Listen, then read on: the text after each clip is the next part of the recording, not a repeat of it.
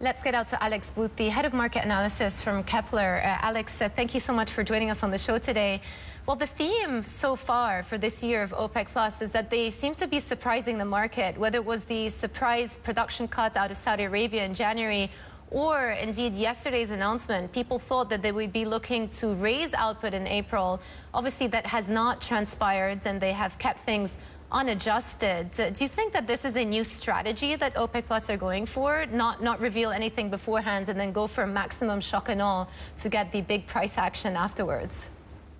Hi, good morning. Yes, it's a very good point. They've certainly learned the lessons of the last few years in terms of the communications to the markets, kind of in the run-up to these meetings. The fact that they're having these meetings every month, I think, is a very good sign. What it's demonstrating is that they're really looking at the fundamentals of the market and the data that's out there, as opposed to being driven more by the political machinations, as it were. We are seeing a kind of a good level of compliance across many countries to maintain these cuts. But despite the messages from the meeting yesterday, we have still seen through February a significant increase in these exports. So there definitely is this real willingness to drive the market and to determine the outcome of a price, despite the fact that there aren't the very clear stipulations that there is no interest in price. Obviously, the side effect is these big moves. I think it's a very sensible strategy at the moment. As I say, the data is quite mixed, and this is what all of the members are looking at. Yes, we have drawn a lot of inventory through the second half of last year, but that's slowing down now. And that's slowing down even at a time when, say, the US supply has been reduced. So yes, big increase in inventories this week in the US, but their production is still a lot lower than it was going into the freeze. So I think we are going to continue to see these monthly events where they are wanting to have more of a control on the market, basically. To what extent do you think their decision-making is just a function of the shale producers in the U.S. being more restrained than usual right now? Yeah, it's a very good point. I think the shale producers are basically, and the companies in the US have a very different strategy now, and that's been stated quite clearly over the last week or so, that there is this move away from just drilling for production, but actually they have to be far more cash conscious, and that's been essentially put upon them by the market, by the investors, by the banks. And in response to that, there is this expectation that they will be much more constrained this year. Yes, we should still be seeing some increases in production from the US, but far less than we would have expected in a kind of prior scenario with prices up at this level, basically. Do you think that there's a risk that OPEC Plus actually over-tightens the oil market this year, given their new strategy? It's what seems to be their new strategy. Yeah, it's a very real concern. It works for now because of the uncertainties around the demand situation. And so we're still in a very restricted environment in Europe. Things are opening up in the US, are opening up in the East. But will we see a big driving season, holiday season in the summer? It's likely to come, but the timing is uncertain. So if they aren't prepared to loosen the taps in a gradual way as we move through the summer, then yes, I think you're right. We could see a real tightening into the second half.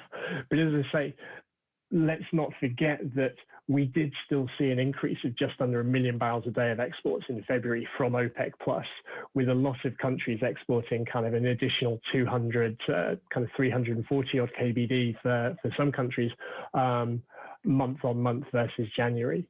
So I think no matter what's going to be happening from being stated at these meetings, it's highly likely that with crude prices where they are, we're going to see this gradual drip feed of additional barrels, which isn't necessarily, as you say, a bad thing, because the risk is that they actually have over-tightened going into a high demand season.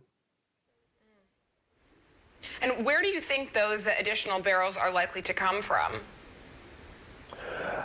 Well, we've already seen a lot coming out of Kazakhstan in the last month.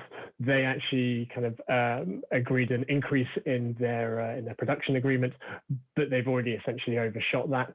Otherwise, we're seeing increases from the far more kind of cash-constrained countries. They're the ones that are dependent or kind of benefit far more from this higher flat price. So the likes of Iraq, Nigeria has exported more, and so on. It's going to be hard for them to, as I say, to maintain that discipline when flat price is incentivizing them from a kind of a budgetary point of view to increase their crude output and exports. And Alex, just to round out the discussion, how much of the recent price rise in oil can be attributed to the production freeze that we saw in the U.S. on the Gulf Coast simply because of the bad weather there that has hit some of the refining capabilities? And how much do you think is on back of the OPEC Plus decision making?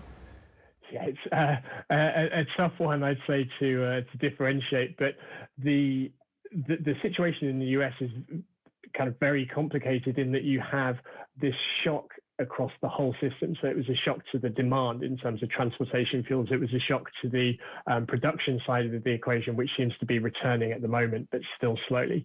And then ultimately, it was a big shock to the refining system.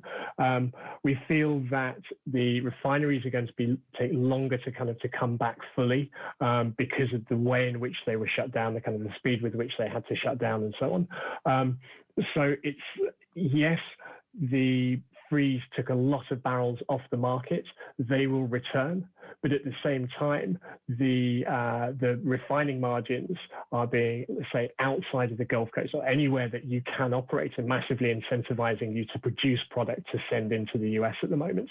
So there will be increased demand for crude outside of the US to ship in. We're seeing that with cargoes, say, moving from Europe into the US for gasoline.